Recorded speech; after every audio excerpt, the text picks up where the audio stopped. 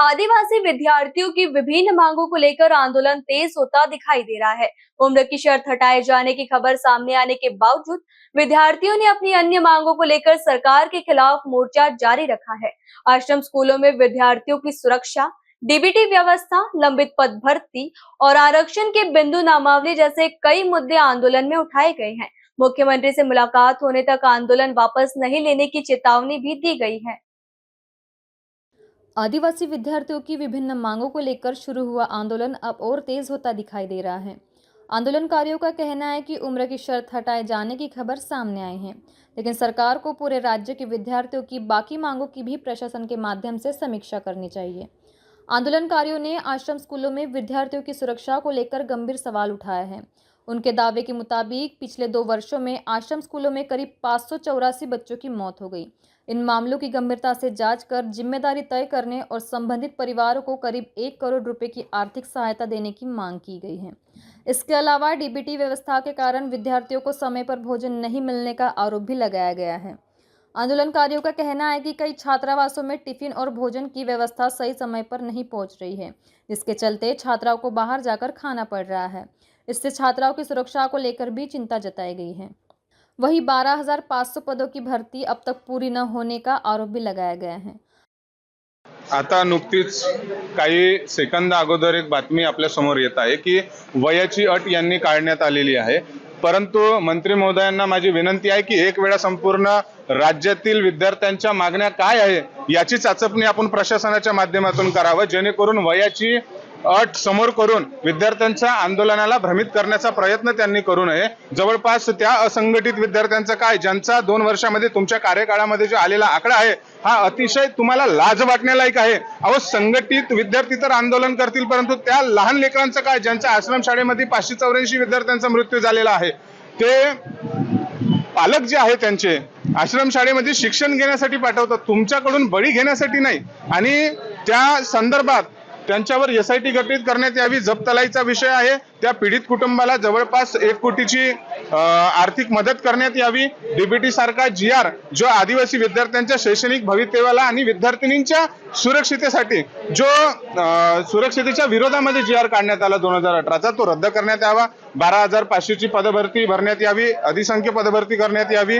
तसेच जे बिंदू नामावली आहे, बिंदू नामावली ही सुधारित बिंदू नामावलीनुसार जो सेकंड नंबरवर अनुसूचित जमातीचा क्रमांक होता तो आता सध्या 9 वर आलेला आहे आणि त्यामुळे आदिवासी विद्यार्थ्यांना नोकरीसाठी बराचसा फटका या स्तरावर म्हणजे या व्यवस्थेमध्ये मिळत आहे। म्हणून माझी एकच म्हणणे आहे या मंत्र्यांना की तुम्ही नैतिक जबाबदारी स्वीकारून राजीनामा द्यावा आणि आमच्या संपूर्ण मागण्या ह्या मुख्यमंत्री महोदयांसोबत जोपर्यंत भेट होणार नाही तोपर्यंत आंदोलन मागे घेणार नाही। धन्यवाद। किती मागण्या आहेत तुमचं आणि आंदोलन आज मंत्री ने एक अट जो है वापस ले ली है, अब लेकिन उनका कहना है कि हम लगातार जो है छात्रों के साथ हैं, उनकी जो मांगे हैं उन पर पूरा ध्यान दे रहे हैं। काय म्हणणार सर?